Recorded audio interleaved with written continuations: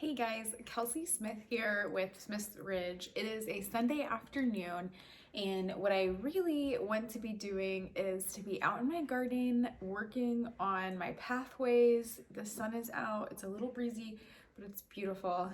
But instead, I am inside getting ready for the week because if I don't have some prep time to get organized and I don't prepare for the week adequately, I start a few steps behind and it just seems like I never get caught up because between having a business, having 3 children, being a homemaker and a homesteader with our small farm where we sell raw milk and eggs, there is just always something to be doing. I also have my youngest is, if you're new to the channel, he is just now 4 months old, so we still have the baby phase going on, which if you're a mama, you know that it is quite demanding. So first things first, if you like this video, please subscribe and please hit that like video or that like button.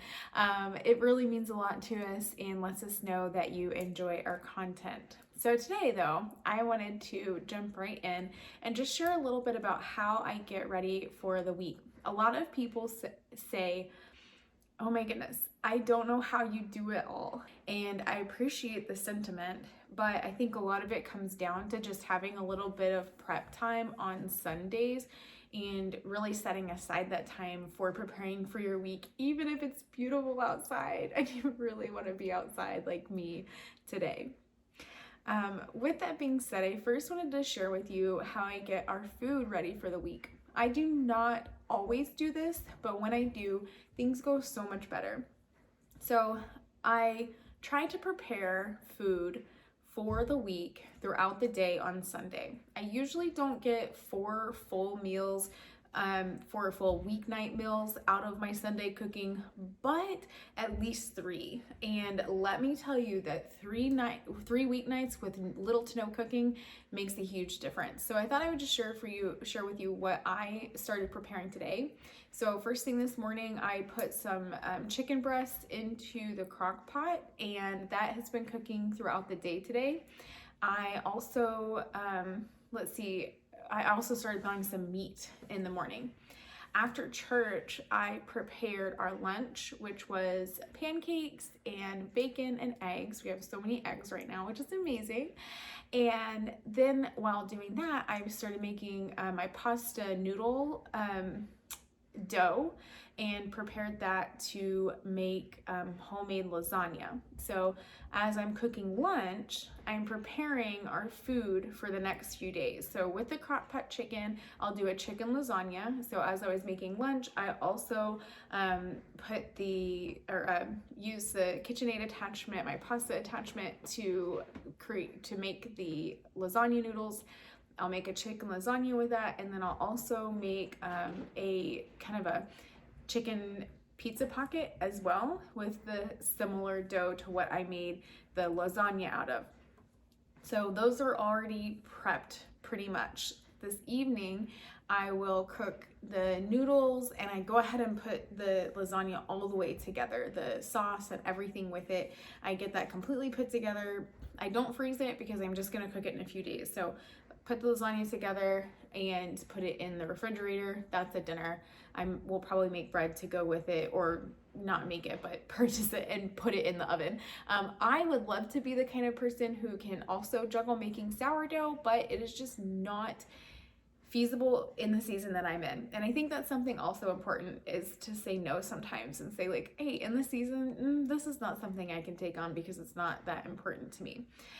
So the lasagna will be a big lasagna, and that'll be at least 2 nights of dinner. And then I'll do the chicken pizza pocket on like Wednesday, and that'll be a dinner. Maybe have some leftovers. We'll see what comes of it. Tonight for dinner is actually leftover night. I've got several things from the past few days. I've got some taco meat. I've got one of my boys didn't finish their lunches from yesterday or today, so he's gonna have that for dinner.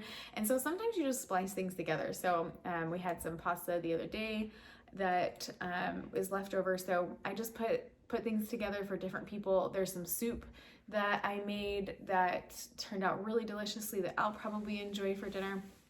So hodgepodge dinner tonight so that I can have 3 dinners ready already for the week, and it just goes so much easier. It makes my week so much easier.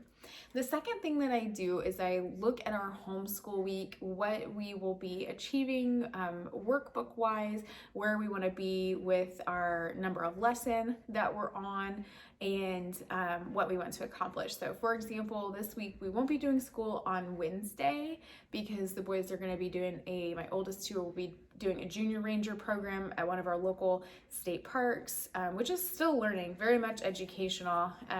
And so I'll adjust our week based on that. Things like that. I like to just know what's coming so I can prepare, do I need to make lunches ahead of time? What work do we need to get done on Monday or Tuesday so that we can not have to worry about school on Wednesday? So I take a look at what our homeschool week will look like. And then I make my list of things that I really want to get done for the week. I try to also plan that a little bit by the day. I have this is called the Day Designer Planner that I really love. And you've probably seen it if you watch some of my other videos about homeschooling. I've referenced this planner. I really love it. I've used it for 3 years now. I don't know what I would do without it. So one feature that this has is there's kind of a today's top 3 at the top, and I really rely on that these days.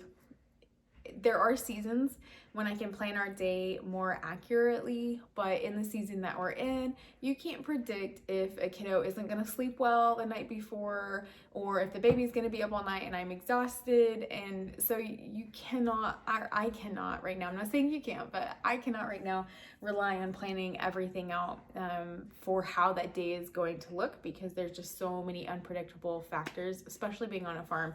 I mean, something can come up with animals.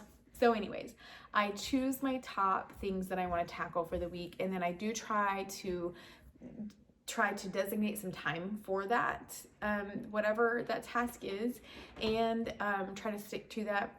Main thing is that at some point that I get to tackle my big things on my list, and that's when I feel more achieved. That's not the word I'm looking for, but more accomplished, I guess.